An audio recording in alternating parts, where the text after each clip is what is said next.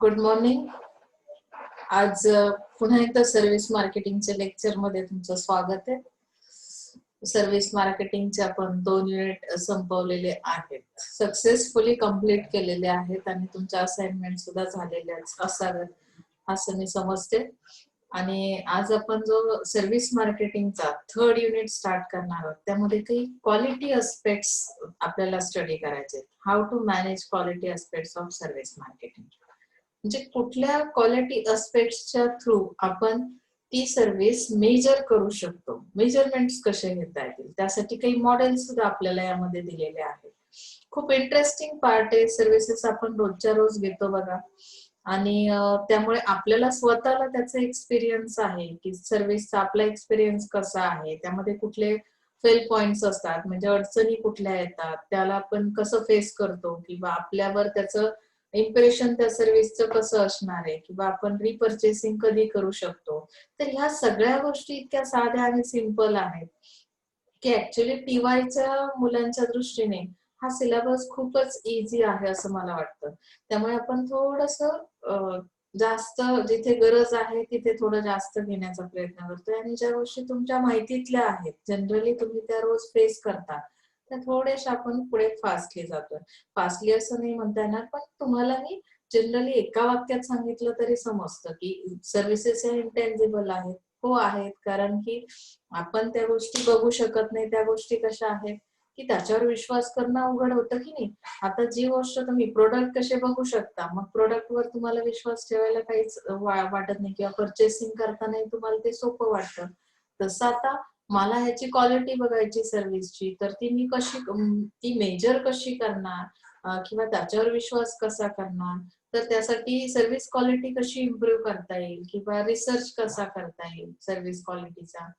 Gap analysis म्हणजे कुठे कुठे गॅप येऊ शकतो सर्व्हिस देताना, आपण यामध्ये कंटेंट्स कुठले बघणार आहोत बघा. Managing to close the service quality gap, म्हणजे सर्व्हिसच्या क्वालिटीमध्ये जिथे जिथे गॅप येतो तो कसा मॅनेज करायचा, सर्व्हिकल मॉडेल कोणी तयार केलं, त्याच्या थ्रू सर्व्हिस क्वालिटी कशी आपण बघू शकतो, किंवा सर्व्हिसचं स्ट्रक्चर कसं लक्षात येईल, किंवा झोन ऑफ टॉलरन्स कसा असेल, टीक्यूएम सर्व्हिसेस मध्ये काय टोटल क्वालिटी मॅनेजमेंट कसं केलं जाईल, प्रोडक्टिव्हिटी कशी मेजर केली जाईल. म्हणजे इथे सगळ्याच गोष्टी इतक्या सिंपल याच्यामध्ये त्यांनी मांडल्यात ना, की सर्व्हिसेस मध्ये इनोव्हेशन म्हणजे काय आहे, की नवीन कुठल्या सर्व्हिसेस मध्ये नवीन काय ऍड केलंय त्यांनी. आता ज्या काही रेग्युलर सर्व्हिस आपण घेत होतो, तर कस्टमरला अट्रॅक्ट करण्यासाठी इनोव्हेशन कसं झालं, इनोव्हेशन कोणामुळे झालं, जसं की टेक्नॉलॉजीचा आपण विचार करतोच की नाही. तर हे सगळं आपल्याला आता या सगळ्या टॉपिक्स मध्ये बघायचं. बेंचमार्किंग म्हणजे एक स्टँडर्ड मेंटेन केलाय, आणि तुमचा परफॉर्मन्स त्या स्टँडर्डशी काय केलं, कंपॅरिझन करून तुम्ही त्याला बेंचमार्क केलं की कशा पद्धतीचा परफॉर्मन्स होता. मग बॅलन्सिंग डिमांड अँड सप्लाय म्हणजे काय, की डिमांड आणि सप्लाय म्हणजे तुम्हाला जी काही मार्केटमधून कस्टमरची डिमांड येते ते कसं बॅलन्स करायचं, मी सप्लाय कसा करणार आहे, सप्लाय मध्ये गॅप जर येत असेल तर मी कसं मॅनेज करणार आहे. म्हणजे everything will be manage in this unit, and that's why the title is managing quality aspects of service marketing. Okay na? So let's see. First, improving service quality through research on service quality. Research करने के बाद पता चलेगा कि किस तरह improve करने की कोशिश करेंगे हम लोग. रेगुलर कस्टमर सर्वे करना पड़ेगा, जिसकी वजह से हमें कस्टमर का फीडबैक मिल सकता है. कस्टमर सर्वे करने के बाद हमें बहुत सारे जो भी प्रॉब्लम्स कस्टमर को फेस करने पड़ रहे हैं, इसके लिए हमें क्या करना पड़ेगा, सैंपल सर्वे लेना पड़ेगा. यानी कि ऑल कस्टमर को कंसिडर करके अगर हम सर्वे कर रहे हैं तो ये पॉसिबल नहीं है. हमें सैंपल्स लेने पड़ेंगे, यानी कि फ्यू कस्टमर्स को सिलेक्ट करना पड़ेगा, उनके ऊपर हमें क्वेश्चनरी या अप्लाई करनी पड़ेगी, कुछ और टेक्निक, और जिसकी वजह से सर्वे के बाद हमें क्या मिलेगा, एक फीडबैक मिलेगा कस्टमर का, जिसके थ्रू हम लोग क्या कर सकते हैं, इम्प्रूव कर सकते हैं सर्विस की क्वालिटी. ओके ना. Use of consumer panel, consumer का पैनल बनाया जाएगा. पैनल मेंबर्स जैसे हमने स्टडी किया ना लास्ट इसमें, एक सब्जेक्ट में हमने देखा है कि एक्सपर्ट का पैनल बनाया जाता है. पैनल मतलब एक ग्रुप बनाया जाता है, एक टीम बनाई जाती है. तो कंज्यूमर का भी एक पैनल बनाया जाएगा. उसमें इन्वॉल्व रहेंगे selected customers. Specific feedback is solicited from them and the panel are also given the freedom to suggest on various issues. यानी कि उन लोगों को पूरा फ्रीडम दिया जाएगा, जो भी आपका सजेशन है ना वो फ्रीली आप क्या कर सकते हैं, यहाँ पे दे सकते हो, जिसकी वजह से ऑर्गेनाइजेशन को एक चांस मिलता है, एक अपॉर्चुनिटी मिलती है कि वो इम्प्रूव कर सके उनकी सर्विस की क्वालिटी। यानी कि कस्टमर की जो भी कंप्लेंट्स है, सजेशन है, वो कस्टमर का पैनल क्या करेगा, फ्रीली आपके साथ डिस्कस करेगा और फीडबैक देगा। ओके ना। ट्रांजैक्शनल एनालिसिस में क्या किया जाता है? ट्रांजैक्शनल एनालिसिस का काम क्या है एग्जैक्टली देखो, it is called TA. It is a technical approach that helps to identify the real reasons for dissatisfaction. मतलब कि कस्टमर डिससैटिस्फाइड अगर हो रहा है सर्विस की वजह से, तो उसका एक्चुअल रीजन क्या है, that will be find out from transactional analysis, and generally the grievous customer will put forward the real inner feelings and dissatisfaction that accumulate due to minor deficiencies in services. मतलब यहाँ पे क्या किया जाएगा कि customer के through हमें उसके जो proper inner feelings है उस सर्विस के रिलेटेड वो लेने हैं। डिससैटिस्फैक्शन किस वजह से हो रहा है, वो क्यों सेटिस्फाइड नहीं हो पा रहा, तो इसका रीजन हमें ढूंढना पड़ेगा सर्विस ऑर्गेनाइजेशन को। And it is certainly an opportunity for service firms to broaden their understanding on consumer perception. तो कस्टमर के परसेप्शंस क्या है, आपकी सर्विस की क्वालिटी किस तरह की होनी चाहिए, वो किस तरह से समझता है आपकी सर्विस को, अंडरस्टैंड कैसे करता है, तो उसकी जानकारी मिलती है ऑर्गेनाइजेशन को, सर्विस ऑर्गेनाइजेशन को, ये टीए की वजह से। तो इम्प्रूवमेंट यहाँ पे करना पॉसिबल है। ओके ना। परसेप्शन सर्वे किस तरह का है? परसेप्शन सर्वे में बताया कि perceptions of the customer on various quality features of the service. Perception survey are useful for knowing the opinion of customers. मतलब कि कस्टमर के ओपिनियन क्या कहते हैं, जैसे पैनल के अंदर जो कस्टमर्स है वो सजेशंस देते हैं आपको, और यहाँ पे परसेप्शन सर्वे में क्या है कि उसके ओपिनियंस क्या है कस्टमर्स के आपकी सर्विस रिलेटेड, तो वो आपको मिलेंगे। Technical as well as functional quality of the service, यानी कि आपके सर्विस के अंदर जो भी टेक्निक्स यूज किए गए, जो भी फंक्शनैलिटी यानी कि जो फंक्शंस किए जाते हैं, जो एक्टिविटीज किए जाते हैं, तो उसके रिलेटेड कस्टमर के परसेप्शंस क्या है, तो वो ओपिनियन देगा आपको। इस तरह से परसेप्शन सर्वे किया जाएगा। ओके ना। नेक्स्ट थिंग है मिस्ट्री शॉपिंग। मिस्ट्री यानी कि this approach is being used by many service providers. यानी कि मिस्ट्री मतलब क्या है, the top management of the organisation will personally visit service outlets. यानी कि यहाँ पे सर्विस ऑर्गेनाइजेशन जो है, टॉप मैनेजमेंट जो है उसका, वो क्या करेंगे कि पर्सनली विजिट देंगे उस सर्विस के अंदर, मतलब कि आउटलेट्स जहाँ पे है, जो भी शॉपर है या होलसेलर है, रिटेलर है, उनके यहाँ पे वो पर्सनली विजिट करेंगे टॉप मैनेजमेंट। मिस्ट्री का मतलब ही वही है देखो कि एज अ कस्टमर वो सब सर्विस लेने के बाद इमेजिन करेंगे कि इसका एक्सपीरियंस कैसा था। That means they may interact with customers and also frontline employ. यानी कि आपका जो आउटलेट है, सर्विस जहाँ पे आप प्रोवाइड कर रहे हो, तो वहां पे टॉप मैनेजमेंट विदाउट इंफॉर्मेशन या एज अ कस्टमर जाएगा, और वो कस्टमर जिस तरह से फ्रंट लाइन एम्प्लॉय से या जो भी वहां का एक्सपीरियंस ले रहे थे, उस तरह से वो एज अ कस्टमर सर्विस लेने के बाद क्या करेगा कि उसमें कौन से प्रॉब्लम्स आते हैं, कौन से चेंजेस की जरूरत है उस सर्विस के अंदर, वो खुद फील करने के बाद इम्प्रूव करेगा सर्विस की क्वालिटी।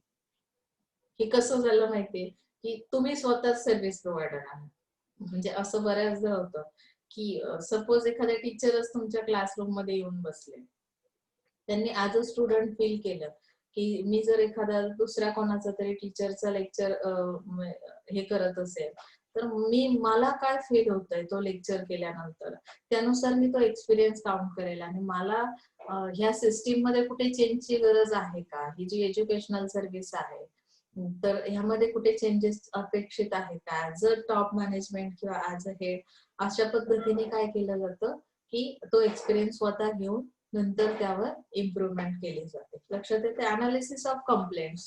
कंप्लेंट्स को क्या करना है, complaints should not be viewed only as a source for compensating the deficiencies, should not be viewed only as a source for compensating the deficiencies in service execution. They should be taken as sources for identifying operational defects. जेव्हा कस्टमरच्या complaints तुमच्याकडे येतात की नाही, तर फक्त तुमच्या काहीतरी डिफिशियन्सीज आहेत सर्व्हिस एक्झिक्युशन मध्ये, म्हणून फक्त तुम्ही त्याकडे बघत असाल तर त्या पद्धतीने नाही बघणार तुम्ही. तुम्हाला आयडेंटिफाय करायला मिळतं एक्झॅक्टली की तुमचे ऑपरेशन्स जे काही मार्केटमध्ये होत आहेत सर्व्हिस रिलेटेड, त्यामध्ये कुठले डिफेक्ट्स आहेत, डिफेक्टिव्ह पॉइंट्स कुठले आहेत.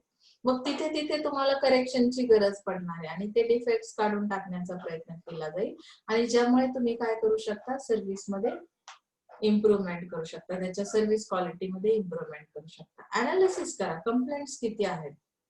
आलं लक्षात. Employees research. एम्प्लॉईज रिसर्च मध्ये काय सांगितलं की satisfaction level of employ should be monitor continuously. तुमचे जे एम्प्लॉईज आहेत ते कशा पद्धतीने सॅटिस्फाईड आहेत की नाहीयेत, मग त्याच्यासाठी रिसर्च केला जाईल. त्या रिसर्चच्या थ्रू तुम्हाला काही इन्फॉर्मेशन मिळेल to the policy makers to develop programs and policies that make the employees satisfied. तो आपकी पॉलिसी इस तरह की बनाओ कि जिसकी वजह से आपके जो एम्प्लॉयज है, जो इंटरनल एम्प्लॉयज है, तो उनको सेटिस्फाई करने की कोशिश करो, क्योंकि उस प्रोग्राम के थ्रू आप लोग क्या करोगे कि अगर वो एक बार सेटिस्फाइड हो जाते हैं आपके एम्प्लॉयज, तो शायद पॉसिबल है कि आपकी सर्विस में इम्प्रूवमेंट आ सकती है. एम्प्लॉय डिससेटिस्फाइड है तो उनके थ्रू जो सर्विस जाने वाली है मार्केट में, तो वो सेटिस्फाइड सर्विस नहीं प्रोवाइड कर सकते. ओके ना. सो यहाँ पे एम्प्लॉय रिसर्च करना जरूरी है, पोस्ट ट्रांसैक्शन सर्विस करना है, फोकस ग्रुप इंटरव्यूज लेने, तो मिनिमम 7 पॉइंट्स का तो होना यहाँ पे बहुत जरूरी है. पोस्ट ट्रांसैक्शन सर्वे यानी कि that survey are intended to collect feedback immediately after the service is performed. Service देने के बाद जज से हम फीडबैक लेते हैं, तो वो भी सर्वे यहाँ पे सर्विस में इम्प्रूवमेंट, सर्विस क्वालिटी में इम्प्रूवमेंट करने के लिए जरूरी है. फोकस ग्रुप इंटरव्यू लिया जाता है, यानी कि interviewing selected customer as well as employ of the organisation to study qualitative issues. यानी कि आपकी क्वालिटी के बारे में कुछ इंटरव्यू, फोकस ग्रुप इंटरव्यू लिए जाएंगे. वहाँ उसमें एम्प्लॉय भी हो सकते हैं ऑर्गेनाइजेशन के, तो कस्टमर भी हो सकते हैं, सिलेक्टेड कस्टमर्स, तो जिनकी वजह से हमें क्या समझ में आता है कि आपकी जो सर्विस की क्वालिटी है वो किस तरह की है. That low cost high speed, यानी कि जो यूजफुल इंफॉर्मेशन है वो आपको मिलेगी. सिमिलर इंडस्ट्री स्टडीज, इंडस्ट्री का भी स्टडी किया जाएगा, जिसकी वजह से जो ट्रेंड है, जो मार्केट में चेंज हो रहा है, तो उसका नॉलेज आपको मिलेगा. तो भी हम लोग क्या कर सकते हैं, as per trend, as per changes in the market, हम लोग हमारे इसमें सर्विस क्वालिटी में भी चेंज ला सकते हैं. इंटरमीडिएट रिसर्च किया जाएगा. Some social organisations, research institute, universities, trade associations also conduct research on service quality. मतलब कि यहाँ पे हर किसी को जरूरत है रिसर्च की. रिसर्च अगर नहीं हो रहा है तो हमें सर्विस क्वालिटी को इम्प्रूव करने के लिए क्या करना पड़ेगा, रिसर्च करना ही है. रिसर्च के थ्रू ही हम कुछ चेंजेस ला सकते हैं. जो एग्जिस्टिंग हमारी क्वालिटी है उसमें कुछ चेंजेस फ्यूचर में आ सकते हैं. ओके, यहाँ तक समझा किस तरह इम्प्रूव की जाएगी. गैप एनालिसिस जो है, जैसे मैंने स्टार्टिंग में, यूनिट के स्टार्टिंग में ही आपको बताया किस तरह का गैप आता है. ये Parasuraman, Valerie, Zetmal and Leonardo Berry identified 5 dimensions which consumers judge services. Service को जज करना है, किस तरह की सर्विस है, तो इन्होंने एक 5 डायमेंशंस वाला गैप एनालिसिस किया. तो गैप एनालिसिस करते वक्त ये 5 डायमेंशंस कौन से थे, reliability, responsiveness, assurance, empathy and tangibles. They develop a model of service quality called gap model. तो मैंने आपको स्टार्टिंग में बताया. जसं की गॅप मॉडेल तयार केलं, त्यामध्ये हे डायमेन्शन्स दिले की ज्याच्या थ्रू तुम्हाला समजेल, जज करू शकता तुम्ही त्या सर्व्हिसला की ही सर्व्हिस कशी असेल. Measuring quality, gap model for measuring quality. म्हणजे आता ते गॅप मॉडेल तुम्हाला ती डायग्राम दाखवते. डायग्राम वरून बऱ्यापैकी आयडिया येते तुम्हाला. Word of mouth communication, management perceptions of consumer expectation, म्हणजे इथे मॅनेजमेंटचं काय परसेप्शन्स आहेत, त्यांचा काय समज आहे, कस्टमरचे एक्सपेक्टेशन्स काय आहेत, employee perceptions of consumer expectation, म्हणजे कंझ्युमर एक्सपेक्टेशन आणि एम्प्लॉय परसेप्शन हा पार्ट इथे दिला. एक्सपेक्टेड सर्व्हिस, त्यामध्ये तुम्हाला perceive service, service delivery including pre and post contact. Service delivery मध्ये प्री कॉन्टॅक्ट कशा पद्धतीने केला जातो, टेलिमार्केटिंग वगैरे वगैरे जे काही आपण पाहिलं. पोस्ट कॉन्टॅक्ट मध्ये पोस्ट सर्व्हिसेस कशा दिल्या जातात, ट्रान्झॅक्शन. त्यानंतर इथे गॅप 4, हा जो गॅप 4 दिलेला आहे कुठल्या दोघांमध्ये येऊ शकतो, एक्सटर्नल कम्युनिकेशन टू कस्टमर, जे सर्व्हिस एकदा डिलिव्हरी केली की त्यानंतर पोस्ट कॉन्टॅक्ट, मग हे जे कॉन्टॅक्ट करणार आहात त्यामध्ये एक्सटर्नल कम्युनिकेशन गॅप जर आला, कस्टमरचा तुमच्याशी कॉन्टॅक्ट नाही झाला किंवा तुम्ही अवेलेबल नाही झाला, तर इथे गॅप 4 दिलेला आहे. गॅप 1 ह्या 2 पार्ट मध्ये येतो, एक्सपेक्टेड सर्व्हिस आणि कस्टमर एक्सपेक्टेशन्स आणि मॅनेजमेंट परसेप्शन्स. गॅप 1. गॅप 2 बघा कुठल्या ह्याच्यामध्ये, transaction of perception into service quality specification. परसेप्शनला तुम्ही कन्वर्ट कशात केलं, सर्व्हिस क्वालिटी स्पेसिफिकेशन मध्ये. म्हणजे इथे एक तुम्हाला गॅप तयार होतो. म्हणजे अशा पद्धतीने गॅप 1, 2, 3, 4, त्यानंतर 5 expected service, perceive service. 6 gap expected service, employ perceptions. 7 gap कुठे आहे, एम्प्लॉय परसेप्शन, मॅनेजमेंट परसेप्शन. म्हणजे इथे गॅप येतो म्हणजे काय की हे मॅच करत नाही एकमेकांशी, आणि हे मॅच नाही झालं की तो गॅप आल्यामुळे सर्व्हिसच्या क्वालिटीमध्ये गडबड होते. ओके ना, एवढं लक्षात ठेवा. जर तुम्हाला पॉसिबल असेल तर ही डायग्राम तुम्ही लक्षातच ठेवायची, काढली तर वेल अँड गुड, कारण गॅप मॉडेल बऱ्यापैकी विचारलं जातं. त्यामुळे ही ड्रॉ तर कराच तुमच्या नोटबुक मध्ये, प्लस आणखी एखादा बुक रेफर करा, याच्यापेक्षा सिंपल एखाद्या बुक मध्ये असू शकते ती डायग्राम. सो मी सुरुवातीलाच तुम्हाला सांगितलंय की टीवायच्या नोट्स काढताना 2-3 ऑथरचे बुक्स रेफर करायचे, फक्त एकाच बुकवर नोट्स तयार करायच्या नाहीत. ओके ना. सो आता आपण इथे बघणार आहोत की हे जे गॅप अनालिसिस आहे यामध्ये नक्की या मॉडेलमध्ये काय आयडेंटिफाय केलंय. Identify and major failures in services and drop in quality of service delivery. म्हणजे सर्व्हिस डिलिव्हरी जी आहे त्याची क्वालिटी घसरते म्हणजे काय होतं की फर्स्ट पॉइंट मध्ये सांगितलंय, consumer needs, wants and desire analysis by marketer, top management. पहिल्यांदा इथे कस्टमरचं अनालिसिस करायचं, त्याच्या डिझायर्स काय आहेत, त्याच्या नीड्स काय आहेत. Management communicates the offer concept to the design team to fine tune the product design. मतलब कि यहाँ पे एक बार कस्टमर के डिजायर्स के बारे में एनालिसिस किया, उसके बाद टॉप मैनेजमेंट क्या करेगा, कम्युनिकेट करेगा the offer concept to the design team. यानी कि जो भी सर्विस की टीम काम कर रही है उसके साथ कम्युनिकेट किया जाएगा और उस तरह से उस प्रोडक्ट को डिजाइन किया जाएगा जिस तरह कस्टमर की नीड्स है. The design team develops the concept and packages it for delivery by frontline service provider.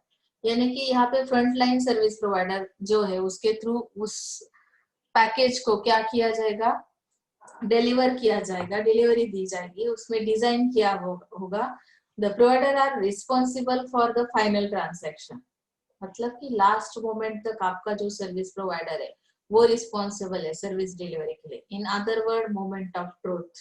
यानी कि आपको किस तरह का एक्सपीरियंस मिल रहा है, मोमेंट ऑफ ट्रूथ मतलब कि लास्ट मोमेंट में कस्टमर के साथ किस तरह का इंटरेक्शन आपका हो रहा है सर्विस प्रोवाइडर का, वहां तक आप रिस्पॉन्सिबल हो ट्रांसैक्शन के दौरान.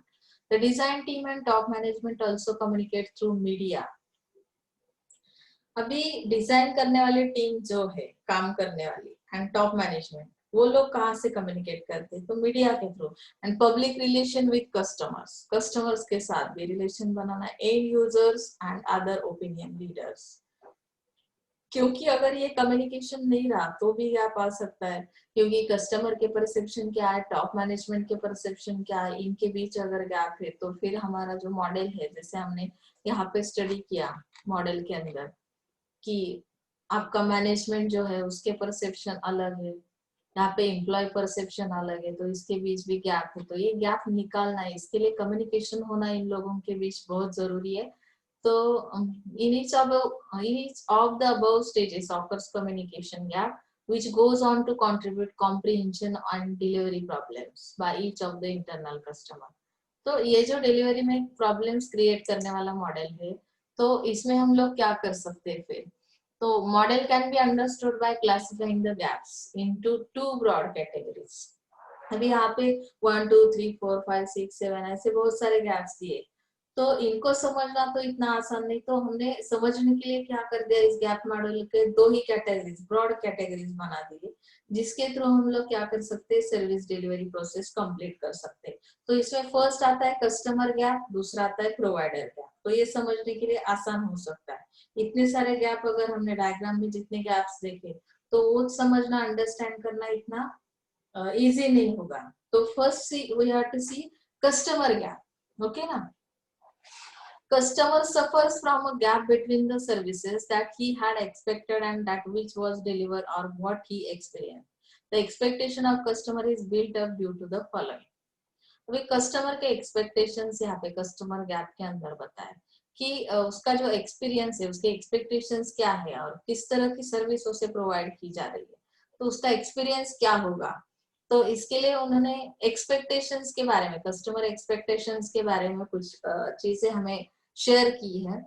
तो कस्टमर पास्ट एक्सपीरियंस विद सर्विस, जैसे कि हम लोग लेते हैं ना सर्विस लेते वक्त, अभी लास्ट टाइम आप उसी रेस्टोरेंट में गए, रेस्टोरेंट की सर्विस तो बिल्कुल अच्छी थी, पास्ट एक्सपीरियंस मेरा बहुत अच्छा था, तो मेरे एक्सपेक्टेशन क्या रहेंगे कि इस बार भी मैं उस रेस्टोरेंट की सर्विस अगर लेती हूँ तो शायद यहाँ पे भी मेरा एक्सपीरियंस बेस्ट होना चाहिए। तो कस्टमर का गैप का आता है कि पास्ट एक्सपीरियंस कैसा था और अभी का कैसा होगा, इसके बीच गैप रहती है, क्योंकि वेरिएशन सर्विस में बहुत आते हैं, तो क्वालिटी को मेजर करना इतना आसान नहीं होता। ओके ना, customer perception develop due to the word of mouth communication, मतलब कि कस्टमर जो भी समझता है, अंडरस्टैंड करता है ना आपके सर्विस के बारे में, तो वर्ड ऑफ माउथ कम्युनिकेशन होता है, मतलब वो शेयर करता है उसका एक्सपीरियंस किसी और के साथ, किसी और के साथ मतलब अदर कस्टमर्स के साथ, जो कि उनका फ्रेंड सर्कल हो सकता है, नेबर्स हो सकते हैं, रिलेटिव्स हो सकते हैं, जो भी कोई है। तो जब से माउथ कम्युनिकेशन होता है तो यहाँ पे सर्विस की क्वालिटी के बारे में एक्सपीरियंस शेयर किया जाता है। कस्टमर्स पर्सनल नीड्स, उसके एक्चुअल नीड्स क्या है और आपकी सर्विस के थ्रू आप लोग एक्चुअली कौन सी चीज देने की कोशिश कर रहे हैं। तो पर्सनल नीड अगर मेरे कंप्लीट नहीं हो रहे तो भी गॅप आ सकती है, कस्टमर गॅप, बरोबर आहे ना। त्यानंतर आहे company control communication like advertising, publicity end other promotion. Company काय करते, कंट्रोल कम्युनिकेशन मतलब एडवर्टाइजिंग के थ्रू कुछ बताती है, पब्लिसिटी कुछ और रहती है एंड प्रमोशंस भी कुछ और रहते हैं। मतलब three situations arise due to the customer gap. अभी इस तरह का गैप अगर आता है तो कौन सी सिचुएशन आती है, देखो थ्री टाइप के सिचुएशंस उन्होंने बताया। Service delivery receipt is as expected by the customer which makes him satisfied end users. In other words, there is no gap at all. मतलब की जसं सर्व्हिस मध्ये कस्टमरचे जे एक्सपेक्टेशन्स आहेत ते काय झाले, कंप्लीट झाले, सर्व्हिस डिलिव्हरी त्या पद्धतीने त्याला मिळाली, म्हणजे इथे no gap. Service is much below the expectation of the customer making him dissatisfied. Below आहे, service is much below the expectation of the consumer, म्हणजे कस्टमरचे एक्सपेक्टेशन जेवढे होते त्या सर्व्हिस कडून त्यापेक्षा खूप कमी तिचा परफॉर्मन्स होता सर्व्हिसचा, म्हणजे क्वालिटी खूप पुअर होती, तर डिससॅटिस्फॅक्शन होणार कस्टमरचं। And this gap is the main quest of customer oriented service marketer.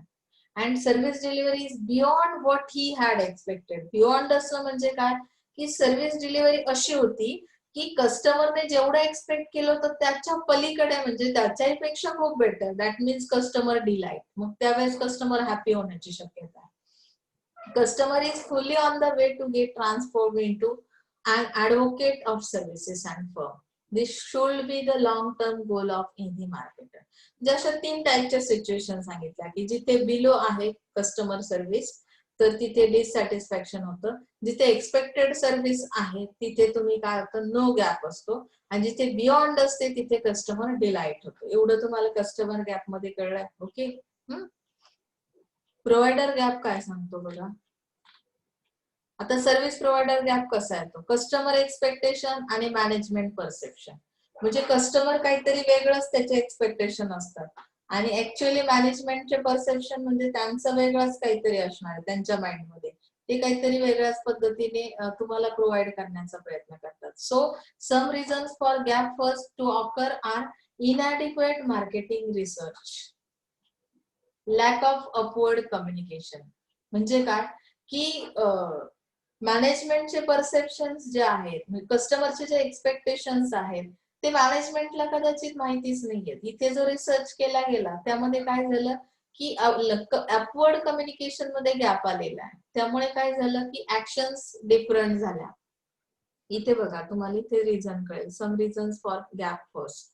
समजलं? म्हणजे प्रोव्हायडर मध्ये गॅप कशामुळे येतो? Management perception, service quality expectation. आता इथे काय सांगितलंय की it is created in the design process of service product and laying down of specification for the service quality. मग हा जो गॅप आहे हा कशामुळे येतो? तर यामध्ये सांगितलंय की during the translation of management perception of consumer expectation into design specification. म्हणजे काय की मॅनेजमेंटचे परसेप्शन्स जे आहेत ते ऍक्च्युअली डिझाईन केले गेले नाही. सर्व्हिस क्वालिटीची जे एक्सपेक्टेशन्स होते त्या पद्धतीने तिथे काय केले नाही की डिझाईन न केल्यामुळे तिथे गॅप तयार झाला, प्रोव्हायडर गॅप. म्हणजेच काय की इथे तुम्हाला लास्ट मोमेंटला दिलंय की gap to occur are lack of customer defined service standard, unsystematic new service development process, lack of customer defined service standard, absence of formal process of setting service quality goals. म्हणजे इथे बऱ्याच गोष्टी अशा आहेत की ज्या ऍब्सेन्स आहेत. म्हणजे फॉर्मल प्रोसेस जी असते की सर्व्हिस क्वालिटी गोल्स असले पाहिजेत, की ऍक्च्युअली स्टँडर्ड मेंटेन केलेलं नाहीये इथे, किंवा अनसिस्टमॅटिक आहे डेव्हलपमेंटची जी प्रोसेस आहे, सर्व्हिसची क्वालिटी तुम्हाला डेव्हलप करायची, तर ती सगळी प्रोसेस तुमची कशी अनसिस्टमॅटिक, म्हणजे स्टेप बाय स्टेप नाही डिझाईन केलेली. जसं आपण ब्ल्यू प्रिंट मध्ये पाहिलं की नाही की सिक्वेन्स दिलेला असतो तिथे की ती सर्व्हिस जर क्वालिटी सर्व्हिस प्रोव्हाइड करायची असेल तर फर्स्ट स्टेपला तुम्ही अराईव्ह केल्यानंतर सेकंड स्टेप दुसरी काय असेल, जसं हॉटेलमध्ये तुम्ही बुकिंग केलं तसं इथे तुम्हाला काय करावं लागेल की हा स्टँडर्ड मेंटेन करावा लागेल. मग ती ब्ल्यू प्रिंट असेल किंवा फ्लो चार्टिंग असेल, काहीतरी असं तुम्हाला प्रोसेस मध्ये यूज करावं लागेल की ज्याच्यामुळे त्यामध्ये सिस्टमॅटिक पण येईल आणि हा गॅप, सेकंड गॅप काढून टाकता येईल. ओके ना. थर्ड गॅप जो आहे service quality specification service delivery gap. आता यामध्ये हा जो त्याचं रिझन काय बघा, reason for gap 3 are ineffective recruitment, यानी कि यहाँ पे जो भी एम्प्लॉय आपने सिलेक्ट किए हुए हैं उनको उनके रोल के बारे में ही पता नहीं है, role of ambiguity, lack of empowerment, तो इसकी वजह से ये गैप आने वाला है। Control and poor team work, तो टीम का वर्क भी किस तरह का है कि पुअर काम कर रहे हैं, मतलब कि टीम स्ट्रांग नहीं है, स्ट्रांगली वो मतलब इंटीग्रेशन कम है, failure to match supply and demand, role conflict also. जैसे हमने चैनल कॉन्फ्लिक्ट स्टडी किया ना, तो इस तरह का रोल कॉन्फ्लिक्ट इसमें इसके अंदर होगा। ये गैप 3 जो है जिसमें जो एम्प्लॉयज इन्वॉल्व है इस प्रोसेस में, सर्विस प्रोसेस में, तो यहाँ पे उन्होंने बताया लैक ऑफ एम्पावरमेंट गॅप 3 में। तर एम्पॉवरमेंट कमी असणं म्हणजे काय की ज्याला आपण म्हणतो स्ट्रॉंगनेस, जेवढा इफेक्ट त्या प्रोसेस मध्ये येणं गरजेचं आहे तो इफेक्ट येत नाही आणि त्याच्यामुळे तो गॅप तुम्हाला इथे बघायला मिळतो। पुअर टीम वर्क म्हणजे काय, टीम काम करते पण पुअरली, म्हणजे इथे तुम्हाला स्ट्रॉंगली कुठलाच प्रोसेस मध्ये कुठलीच ऍक्टिव्हिटी स्ट्रॉंग दिसत नाहीये, कारण की तुम्ही काय केलंय सुरुवातीला इनइफेक्टिव्ह रिक्रुटमेंट केलेली आहे। समजलं? म्हणजे थर्ड गॅप त्यामुळे येतो। फोर्थ गॅप जो आहे, reasons for gap 4 are lack of cohesiveness. आता सर्व्हिस डिलिव्हरी, एक्सटर्नल कम्युनिकेशन, तर इथे जो फोर्थ गॅप आहे त्यामध्ये कोहेसिव्हनेस इन मार्केटिंग कम्युनिकेशन, म्हणजे मार्केटमध्ये ज्या ऍक्टिव्हिटीज केल्या जातात, कम्युनिकेशन केलं जातं त्याचं एकत्रीकरण, ज्याला इंटिग्रेशनच म्हणतो पुन्हा। Absence of strong internal marketing programme, over promising, म्हणजे सर्व्हिस डिलिव्हरी करताना जे एक्सटर्नल कम्युनिकेशन तुम्ही केलं त्यामध्ये ओव्हर प्रॉमिसिंग केलं गेलं, जे ऍक्च्युअल मध्ये नाही तुमच्या सर्व्हिस मध्ये फीचर्स, ते पण तुम्ही काय केलेत, एक्सप्लेन केलेत, एक्झिक्युशन त्याचं केलं, आणि अशा पद्धतीचं जे कम्युनिकेशन झालं म्हणजे इथे कम्युनिकेशन गॅप तयार झालेला आहे ऍक्च्युअली। म्हणजे इंटरनल तुमचे जे प्रोग्राम्स तुम्ही केलेत, इंटरनल प्रोग्राम्स मध्ये तुम्ही सर्व्हिसच्या बाबतीत काय केलं की कोहेसिव्हनेस किंवा इंटिग्रेशन झालं नाही त्या कम्युनिकेशनचं, आणि त्यामुळे हे जे प्रॉमिसेस आहेत ओव्हर प्रॉमिसेस देण्यात आले, म्हणजे कम्युनिकेशन गॅप तयार झाला या फोर्थ गॅप मध्ये। फिफ्थ गॅप मध्ये काय झालं बघा, It is a combination of the one or more of previous gaps and provides a clear indication of degree to which service quality exists in the service organization. मतलब कि यहाँ पे एक या दो या और भी कुछ गैप हो सकते हैं, जैसे प्रोसेस के अंदर previous gaps end provides clear indication. मतलब कि कॉम्बिनेशन अगर किया जाए 2 या 3 गैप का, तो हमें क्या करना है, सर्विस का इंडिकेशन, मतलब यहाँ पे जो एग्जिस्ट सर्विस की क्वालिटी है उसे हमें इम्प्रूव करना है सर्विस गैप, जो 5th गैप है उसके अंदर। अभी सर्विस क्वालिटी गैप को हमें किस तरह से क्लोज करना है, मैनेज करना है, managing to close the service quality gaps. अभी किस तरह से मैनेज करेंगे? फर्स्ट वन है, आप लोग बोलोगे पहले प्रॉब्लम क्रिएट करते हैं उसके बाद रिजोल्यूशन करते हैं। चैनल का भी कॉन्फ्लिक्ट किया, चैनल को रिजोल्यूशन किया, ये भी हमने एसडीएम में भी सीखा। अभी यहाँ पे भी सर्विस में वैसे ही हो रहा है। तो यहाँ पे establishing customer understanding, first we have to need to understand our customers feelings, expectations. It is very important in service quality to close the gaps in service quality. So यहाँ पे बताया कि आपको सर्वे करने की जरूरत है, कस्टमर को समझना है तो क्या करना पड़ेगा, फीडबैक लेना पड़ेगा। मिडल मैन फीडबैक ले सकता है। सर्विस डिलीवरी और क्वालिटी के जो एक्सपेक्टेशंस है, कस्टमर के जो जिस तरह से उसे रिस्पांस दे रहा है उसे हमें समझना पड़ेगा, अंडरस्टैंड करना पड़ेगा। नेक्स्ट है designing system closer to the customer expectation. यहाँ पे पूरा तो मैच नहीं कर सकते, लेकिन हमें गैप को क्या करना है, क्लोज करना है। तो as per marketer, as per service provider, वो क्या करेगा कि कस्टमर के एक्सपेक्टेशन से थोड़ा मिलता हुआ हमें क्या करना है, डिजाइनिंग करना है प्रोसेस को। तो डिजाइनिंग सिस्टम इस तरह से काम करेगी कि it is simple to operate and easy to handle at all levels. इस तरह से हम डिजाइन करेंगे सर्विस को। मतलब कि सर्विस अगर आपको क्वालिटी देखनी है तो समझने के लिए इजी रहेगा, हैंडल करने के लिए इजी रहेगा, इस तरह से हम डिजाइन करेंगे उस सर्विस को। Establishing customer oriented training system, यानी कि हमें इस तरह से हमारे एम्प्लॉयज को ट्रेन करना है कि जिसकी वजह से वो कस्टमर को सेटिस्फाई कर सके, यानी राइट स्किल उनके अंदर होना बहुत जरूरी है। जॉब ट्रेनिंग प्रोवाइड करना है, रिफ्रेशर कोर्सेस लेने हैं, ट्रेनिंग देना है, मतलब कि जहां जहां पे जरूरत है, अगर न्यू कस्टमर आपका न्यू एम्प्लॉय है तो उसके लिए जरूरी है कि ट्रेनिंग देना। तो इस तरह से सर्विस कंपनीज क्या करेगी, मेंटेन करेगी continuity and confidence of the customer. Is that clear? Okay, इस तरह से ट्रेनिंग सिस्टम एस्टेब्लिश करेंगे तो गैप नहीं आएगा, हम गैप को क्लोज कर सकते हैं, मैनेज कर सकते हैं। Establishing corporate communication.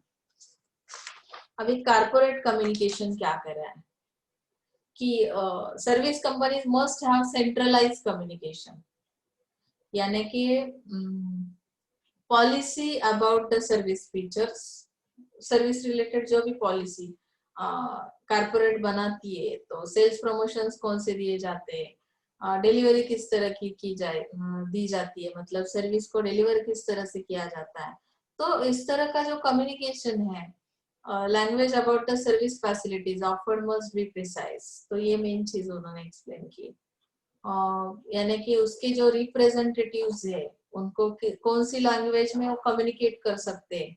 जैसे कि कारपोरेट कम्युनिकेशन है तो उसके अंदर उन्होंने बताया कि no one from the company or its representatives should be allowed to promise the undeliverable to the customers. ऐसे प्रोमिसेस देने ही नहीं, ऐसा कम्युनिकेशन नहीं करना जो कि कंपनी ने नहीं दिया है। रिप्रेजेंटेटिव को स्ट्रिक्टली वार्न करो। कारपोरेट का कम्युनिकेशन किसके साथ होना जरूरी है, उनके एम्प्लॉयज के साथ, सर्विस प्रोवाइडर्स के साथ, कि अनप्रिडिक्टेबल या सॉरी जो भी प्रोमिसेस कंपनी नहीं दे रही, तो ऐसे प्रोमिसेस रिप्रेजेंटेटिव भी मार्केट में नहीं दे सकते। ओके ना? तो इस तरह से हम जो गैप आ रहा है उसे मैनेज कर सकते हैं। Increasing the tangibility of the intangibles. Service definitely is intangible, but there are many components that can tangibilize. तो tangibility को increase करना है, मतलब कंपनीज क्या करेगी, companies establish guidelines and principles regarding customer rights and eligibilities which can definitely be spelled out in its communications, adding a face to the unknown and making it more visible. म्हणजे इथे तुम्हाला काय करावं लागेल की कस्टमरला राईट्स प्रोव्हाइड करावे लागतील, अशा पद्धतीच्या गाईडलाईन्स प्रिन्सिपल्स तयार करावे लागतील. म्हणजे इथे इन्क्रीज होईल टँजिबिलिटी, म्हणजे काही गोष्टी त्यांना दिसतील, कारण सर्व्हिसची क्वालिटी इम्प्रूव्ह करायची, services are intangible, that's why you have to increase your tangibility. Okay, ज्या गोष्टी दिसणार आहेत त्या गोष्टी इन्क्रीज करा, ज्यामुळे कस्टमर काय करेल की त्या क्वालिटीकडे प्रकर्षाने लक्ष देईल किंवा अट्रॅक्ट होईल किंवा ती सर्व्हिस क्वालिटी बेटर आहे असं इमॅजिन करेल. एस्टॅब्लिशिंग रिलायबिलिटी, आता रिलायबिलिटी केव्हा एस्टॅब्लिश होते? Reliability experiences of the customer can tell a much better and positive story than any other tall claims made by the companies. The service companies must consistently deliver its promises to greater number of people to establish credibility. विश्वास कसा तयार करायचा किंवा reliable अशी service कशी असेल, तर तुम्हाला अशा काही स्टोरीज, जसं की कॉम्पिटिशन मार्केटमध्ये आहे, अदर कॉम्पिटिटर्स, अदर कंपनीचा जो काही परफॉर्मन्स आहे, त्यांची सर्व्हिस कशा पद्धतीने जाते, त्यांच्यावर कशा पद्धतीने क्लेम्स आलेले आहेत, तर त्या कंपॅरिझनने आपली सर्व्हिस किती बेटर आहे, अशा पद्धतीने एक विश्वास तयार करावा लागेल, क्रेडिबिलिटी एस्टॅब्लिश करावी लागेल. त्यामुळे रिलायबिलिटी ऑटोमॅटिकली एस्टॅब्लिश होईल आणि इथे मॅनेज केला जाईल सर्व्हिस क्वालिटी मधला गॅप. Okay, greater रिस्पॉन्सिव्हनेस.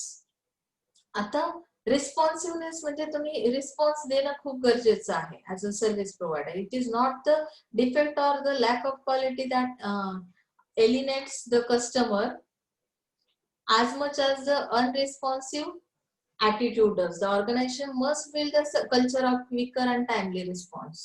यानी कि कस्टमर का कुछ कंप्लेंट आ रहा है, कस्टमर कुछ कहना चाहता है, लेकिन आपका जो सर्विस प्रोवाइडर है उसे कस्टमर को हैंडल करना नहीं आ रहा है, उसकी क्वेश्चंस को वो रिप्लाई नहीं दे पा रहा, उतना नॉलेज उसके पास अगर नहीं है, तो रिस्पॉन्सिवनेस ना होने की वजह से भी गैप आ सकता है.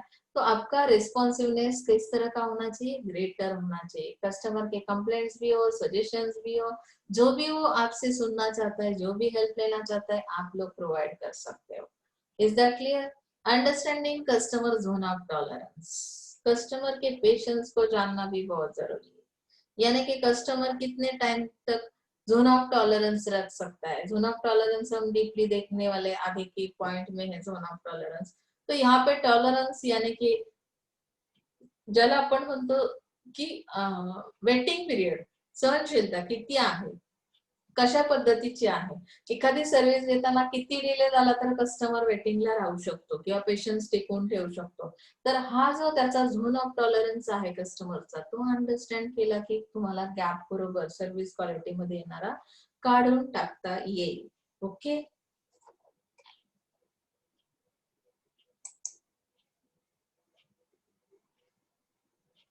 तर अशा पद्धतीने आपल्याला गॅप मॉडेल समजलेलं आहे की सर्व्हिस क्वालिटी मध्ये कसे गॅप्स येतात आणि ते गॅप्स आपण कसे काढून टाकू शकतो किंवा मॅनेज करू शकतो. आता जे दुसरं मॉडेल आहे सर्व्हिकल मॉडेल, याच्यावर सुद्धा क्वेश्चन बऱ्यापैकी असतोच असतो, कारण ह्या युनिट मध्ये हे दोन्ही मॉडेल्स इम्पॉर्टंट आहे. For the purpose of measuring customer satisfaction with respect to different aspects of service quality, a survey instrument was developed by Parshuraman, Jethmal and Berry in 1988. हे काय आहे? सर्वे इन्स्ट्रुमेंट आहे. याच्या थ्रू कसला सर्वे केला जातो की सर्व्हिस क्वालिटीचा सर्वे केला जातो. या सर्व्हिसच्या क्वालिटीचा कस्टमर सॅटिस्फॅक्शन वर कशा पद्धतीने इम्पॅक्ट होतो, कस्टमर सॅटिस्फॅक्शन कसं आपण मेजर करू शकतो, तर त्यासाठी हे इन्स्ट्रुमेंट परशुरामन, झेथमल अँड बेरीने 1988 मध्ये तयार केलेलं आहे. The instrument is called cervical. The basic assumption of the measurement was the customers can evaluate firm service quality by comparing their perceptions with their expectations. म्हणजे इथे जो कस्टमर आहे काय इव्हॅल्युएट करतो? फर्मची सर्व्हिस क्वालिटी, त्याचे परसेप्शंस काय आहेत आणि एक्सपेक्टेशंस काय आहेत. परसेप्शंस को एक्सपेक्टेशंस के साथ कंपेयर किया जाएगा और उसके बाद सर्विस की क्वालिटी के बारे में हम जानकारी ले सकते हैं. SERVQUAL is applicable to service industries. ये मॉडल कहाँ पे चलने वाला है? सर्विस इंडस्ट्रीज में। SERVQUAL scale includes 5 dimensions. इसमें भी डायमेंशंस ये tangibles, reliability, responsiveness, assurance and empathy. Each dimension can have several items measured on a 7-point scale varying from strongly agree to strongly disagree. मतलब यहाँ पे कितने percent लोग strongly agree है इस dimension से, या कितने परसेंट कस्टमर स्ट्रांगली डिसएग्री है, तो उसका हम रिसर्च कर सकते हैं। Researchers suggest a total of 21 items under the identified 5 dimensions. So let's see the details relating to study on banks. अभी बैंक का जो एम्प्लॉय है, excellent banks will have, excellent banks will have यानी कि bank का उन्होंने example दिया जिसके अंदर हम ये टेंजिबल स्टडी करने वाले।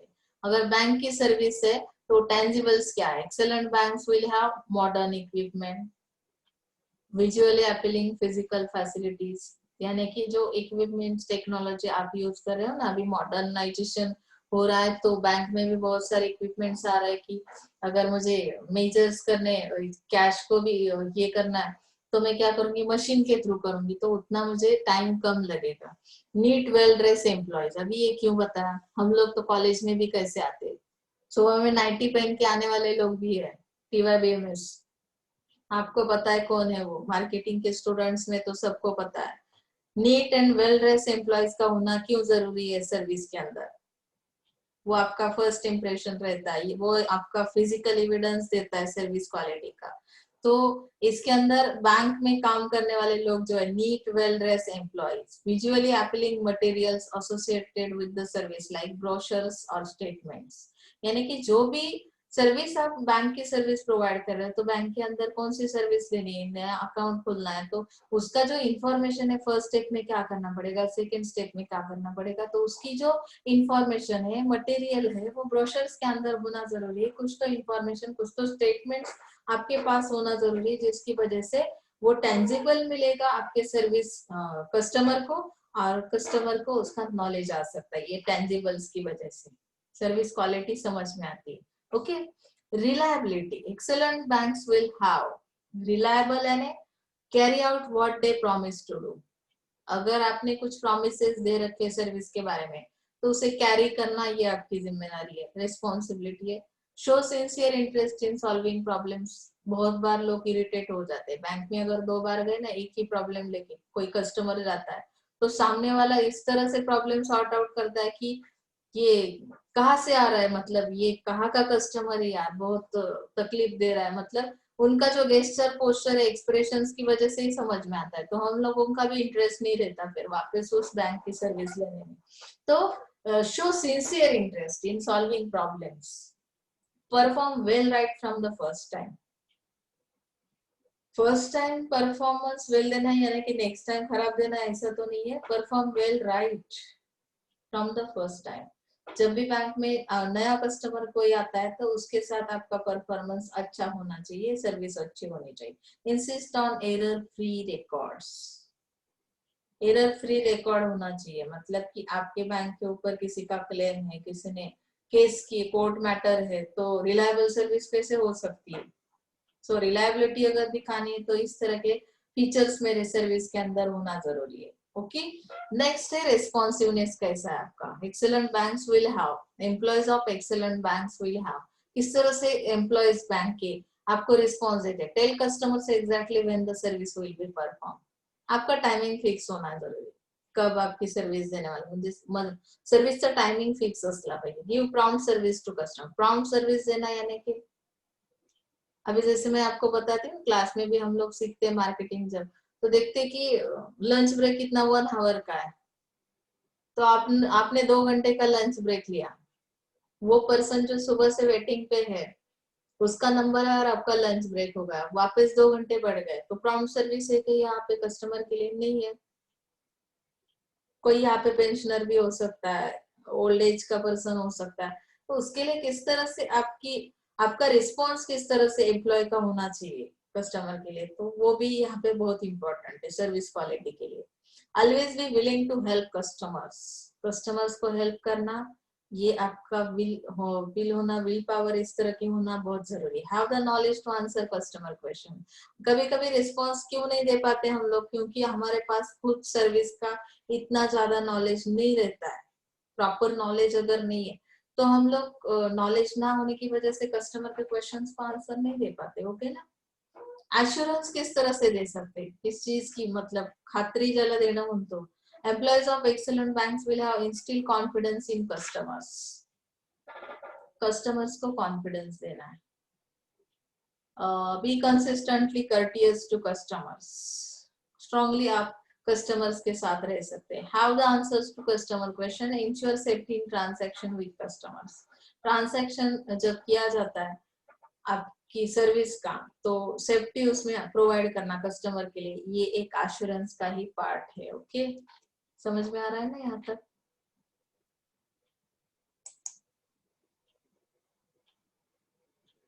एम्पैथी एक डायमेंशन है सर्विकल मॉडल का। Excellent banks will give individual attention to customers.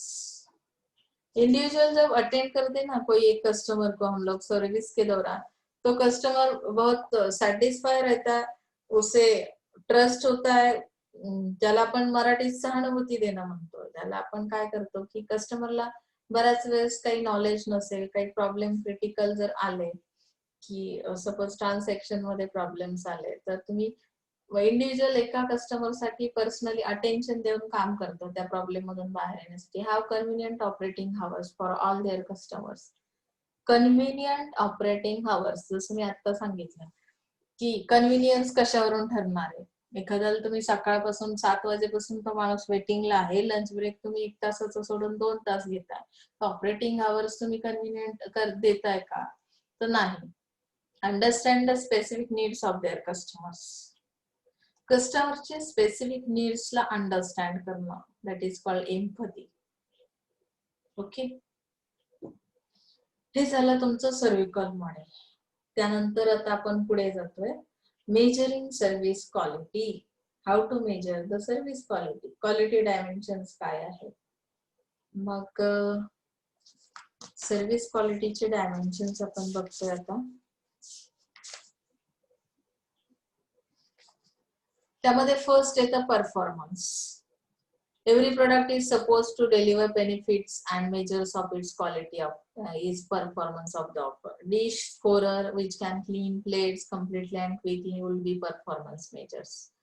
म्हणजे इथे फूड मटेरियल प्रोव्हाइड करणं that is not important. Service quality कशी आहे, म्हणजे त्या डिश कशा आहेत, क्लीन प्लेट्स तुम्ही जर दिल्यात, आता सपोज त्याने रेस्टॉरंटची सर्व्हिस असेल, तर त्यामध्ये तुमचा परफॉर्मन्स कसा मेजर, सर्व्हिस क्वालिटीचा परफॉर्मन्स कसा मेजर केला जाईल, तर तुमची क्वालिटी कशी आहे हे डिश स्कोरर कडून सुद्धा कळेल। Features these are in addition to the core product. Core product सोबत जे ऍडिशनल काही असतं दॅट इज कॉल्ड फीचर्स। मग त्यामध्ये रिलायबिलिटी आहे। रिलायबिलिटी म्हणजे काय, की product delivering what had been promise. जे प्रॉमिसेस दिले त्या पद्धतीनेच तुम्ही डिलिव्हरी करताय का, याला that is called reliability. Conformance delivery quality meeting design standards, म्हणजे जे काही स्टँडर्ड्स तुम्ही मेंटेन केलेले आहेत त्या पद्धतीची तुमची क्वालिटी डिलिव्हरीची आहे का, म्हणजे ती मॅच केली जाईल, दॅट इज कॉल्ड कॉन्फरन्स। म्हणजे मेजरमेंट्स कसे घ्यायचे। Durability, this is measure of the length of time. Duration किती आहे, म्हणजे that product can deliver benefits without deterioration.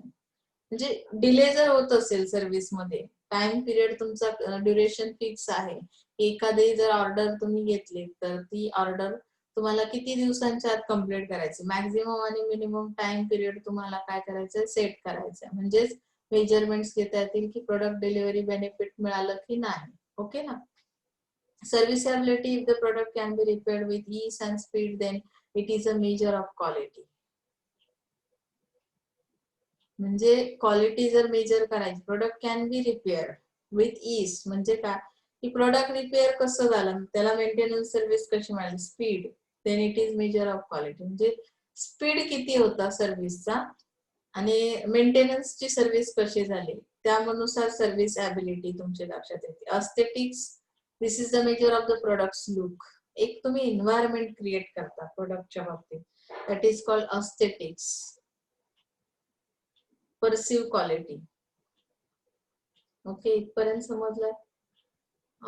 Perceive quality मध्ये consumer develop a perception due to company control stimuli like advertising, publicity, brand promotion and social effects like word of mouth.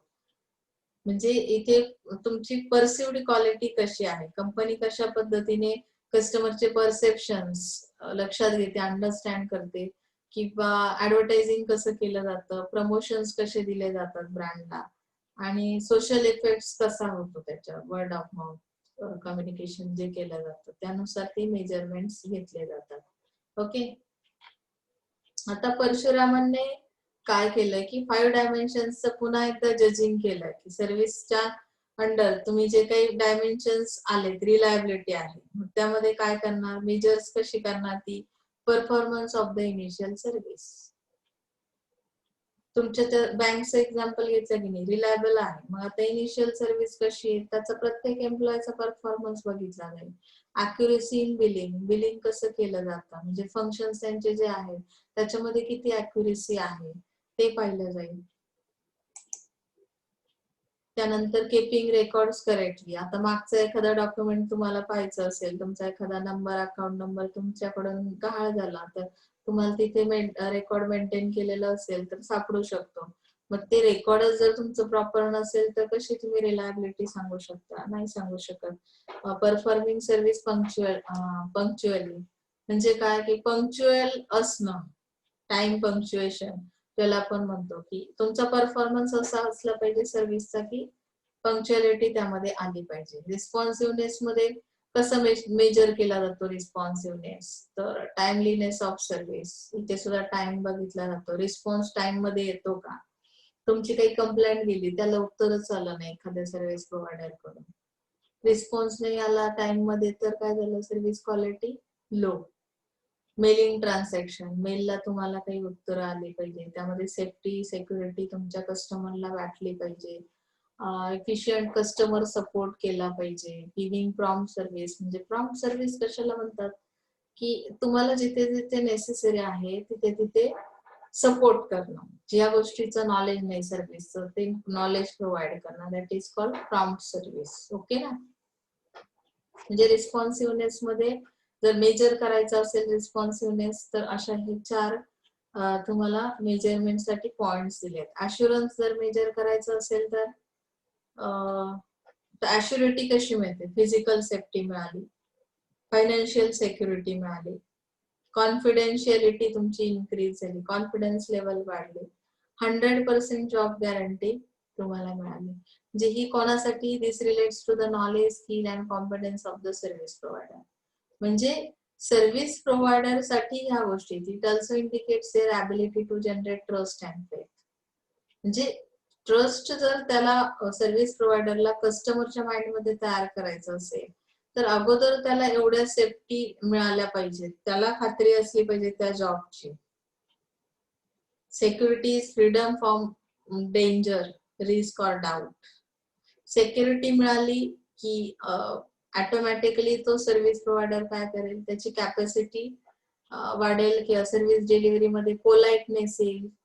Politeness असेल तर तुम्ही समोरच्याला काय देऊ शकता, assurance देऊ शकता. समजलं, त्या सर्व्हिस क्वालिटी बाबत अश्युअर करू शकता. एम्पथी, एम्पथी मध्ये काय, ऑर्गनायझेशन कशा पद्धतीने एम्पथी प्रोव्हाइड करेल, तर consideration for the consumers property. Consideration कशाचे असतील की कंझ्युमर्स प्रॉपर्टीला कन्सिडर केलं जाईल. Clean and neat appearance of public contact person. Neat appearance म्हणजे काय, रिस्पेक्ट असणं, पोलाइटनेस असणं, त्यानंतर फ्रेंडलीनेस असणं, तुम्ही ज्यांच्याशी कॉन्टॅक्ट करणार आहात त्यांच्याशी कशा पद्धतीने कॉन्टॅक्ट करताय, याच्यामुळे काय येते की एम्पथी प्रोव्हाइड होते. सहानुभूती देणं ज्याला आपण म्हणतो. टँजिबल्स म्हणजे काय आहे, टँजिबल्स कसे, फिजिकल फॅसिलिटीज कुठल्या येतात, मग टँजिबल एव्हिडन्स जर मला द्यायचा, फिजिकल एव्हिडन्स द्यायचा असेल तर त्यामध्ये कुठल्या फिजिकल फॅसिलिटीज आल्या पाहिजे की ज्यामुळे तुमच्या जे काही मेजरमेंट्स आहेत डायमेन्शन्स जे दिले सर्व्हिस क्वालिटी मेजर करण्यासाठी ते तुम्ही इथे बघू शकता. जसं appearance of the personal, tool or equipment use to provide service. बऱ्याचदा मी तुम्हाला मागच्या लेक्चरला एका सांगितलं की इक्विपमेंट कुठलं वापरलं. तुम्ही डॉक्टरची सर्व्हिस घेतली, जे काही गायींना वगैरे इंजेक्शन देण्यासाठी इक्विपमेंट वापरतात, सिरिंज वगैरे मोठ्या मोठ्या असतात की नाही, ती तुम्हाला देताना जर मोठी सिरिंज काढली तर तुमचा विश्वास बसेल का? फिजिकल टँजिबल्स काय वापरले त्यांनी ते तुमच्यासाठी नाही, हे तुम्हाला माहिती आहे. तुमच्याकडे जे नॉलेज आहे त्या सर्व्हिस बद्दल, त्यानुसार तुम्ही ते इक्विपमेंट पाहिलं तर तो जो काही फिजिकल फॅसिलिटीज आहेत त्यांच्याकडे, त्यावरून अंदाज येतो की सर्व्हिस क्वालिटी बरोबर नाही. म्हणून tools and equipment use to provide service proper असले पाहिजे. Physical representation of the service and other customers in the service facility. म्हणजे अदर कस्टमर्स कुठले आहेत की ज्यांनी ही फॅसिलिटी घेतलेली आहे, त्यांचा एक्सपिरियन्स बघितला जातो. आलं लक्षात? आता नेक्स्ट आहे अदर क्वालिटी डायमेन्शन्स. यामध्ये कॉम्पिटन्स येतो, जसं की ॲबिलिटी, म्हणजे कुठल्या स्किल्स तुमच्यामध्ये असले पाहिजे. Knowledge and skills of the contact employee, knowledge and skills of the operational support, research capability of the organisation. हे काय झाले? कॉम्पिटन्स, म्हणजे तुमच्यामध्ये असणाऱ्या ॲबिलिटीज, ज्याच्यावरून तुम्ही काय करू शकता? मेजर करू शकता सर्व्हिस क्वालिटी. ओके ना? ऍक्सेस मध्ये काय दिलंय? It involves approachability and ease of contact. म्हणजे आता तुम्ही इझिली कॉन्टॅक्ट करू शकता. असेसिबल आहे सर्व्हिस, ते कशावरून ओळखणार? Easily accessible by telephone. काही लोक असे नंबर देतात की ज्यांचा फोन लागतच नाही, कधीच तो लागत नाही. हे स्टुडंट्स पण करतात बऱ्याचदा. तुम्हाला पॅरेंट्सचे नंबर मागितले की तुम्ही इझिली असेसिबल होणारा नंबरच देणार नाही. फॉरेनचा नंबर द्याल जो की लागणार नाही, तो त्यांची तिकडची वेळ आपल्या इकडची वेळ कधी उचलल्या जात नाही. म्हणजे असेसिबल असणं म्हणजे तुमचा अप्रोच कसा आहे, कशा पद्धतीने कॉन्टॅक्ट होतो त्या सर्व्हिस प्रोव्हायडरशी. Waiting time for service is not long. मी जसं सांगितलं, ऑर्डर दिलेली आहे, पण ऑर्डर जर 15 दिवस 8 दिवस काय टाइम पिरियड असेल तर फार वेटिंग पिरियड फार मोठा नसावा. आलं लक्षात? Convenient hours of operation. रात्रीच्या वेळी एखादी सर्व्हिस तुम्ही काय करता ते ऑपरेशन, तुम्ही जर एखादा ड्रेस मागवला, ऑनलाईन सर्व्हिस घेतली, रात्रीची डिलिव्हरी येत असेल तर आपण ती सर्व्हिस घेणं टाळू, कारण झोपेत असतो आपण. कन्व्हिनियंट आवर्स मध्ये जर ते ऑपरेशन होत नसतील तरी सुद्धा ती असेसिबल नाहीये किंवा अप्रोचेबल अशी सर्व्हिस नाही. Convenient location of service facility. Location कुठलं आहे, कुठल्या लोकेशनला ती अवेलेबल होते, असेसिबल आहे का माझ्यासाठी, तिथे जाणं त्या लोकेशनला. तर त्या पद्धतीने आपण इथे ऍक्सेसचा विचार करतो. हे डायमेन्शन्स आपण का बघतोय? सर्व्हिस क्वालिटीवर हे इम्पॅक्ट असतात. Communication means keeping customers inform in a language they can understand and listening to them. Communication करायचं म्हणजे काय? की त्यांना जी भाषा येते कस्टमरला, त्या भाषेत त्यांना समजेल असा मेसेज देणं. Explaining the service itself, explaining how much the service will cost, explaining the trade-offs between service and cost.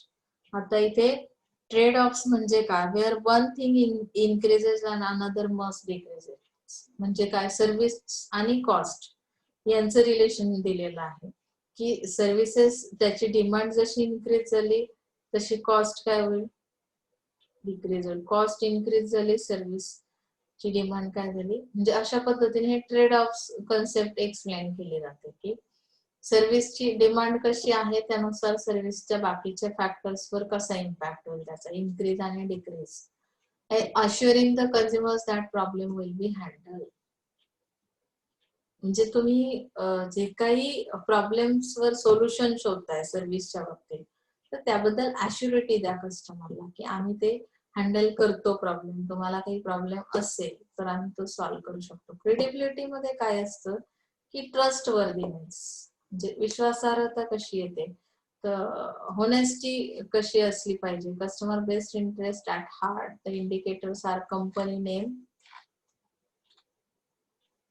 Credibility आणण्यासाठी कंपनीचं नाव काफी, म्हणजे किती पॉप्युलर आहे आपल्या लक्षात येतं. रेप्युटेशन कसं आहे, पर्सनल कॅरेक्टरिस्टिक्स तिचे कसे आहेत, एनजीओ मध्ये काम करते, सोशल इश्यूज वर काम करते, म्हणजे रेप्युटेशन चांगलं आहे, नेम तुम्हाला कळतं, म्हणजे कुठे कुठे ती स्पॉन्सरशिप देते, त्या प्रोग्राम्स तुम्हाला आठवतात आणि त्यावरून आपल्या माइंड मध्ये एक नवीन तिची इमेज तयार होते आणि क्रेडिबिलिटी तयार होते, त्यामुळे तिची सर्व्हिस क्वालिटी आपण काय करू शकतो, मेजर करू शकतो. Degree of hard sell involve in interaction. आता हार्ड सेल म्हणजे काय, पॉलिसी और टेक्निक ऑफ अग्रेसिव्ह सेल्समनशिप और ऍडव्हर्टायझिंग. म्हणजे इथे एक पॉलिसी वापरली जाते, म्हणजे अग्रेसिव्ह अशी पॉलिसी असते ज्यामध्ये सेल्समनशिप साठी किंवा ऍडव्हर्टायझिंग साठी ती वापरली जाते, ज्यामुळे आपण काय करू शकतो, क्रेडिबिलिटी तयार करू शकतो. ओके.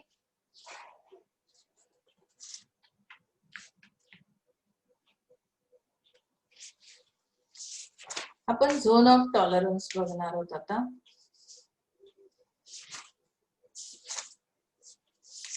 आय थिंक मला वाटतं आपण आज इथे थांबूया, कारण झोन ऑफ टॉलरन्स हा पॉइंट नव्याने उद्याच्या लेक्चरला, पुढच्या लेक्चरला स्टार्ट करूया, म्हणजे आपल्याला परफेक्ट समजेल, हे ओव्हर होईल नाही तर. So thank you so much.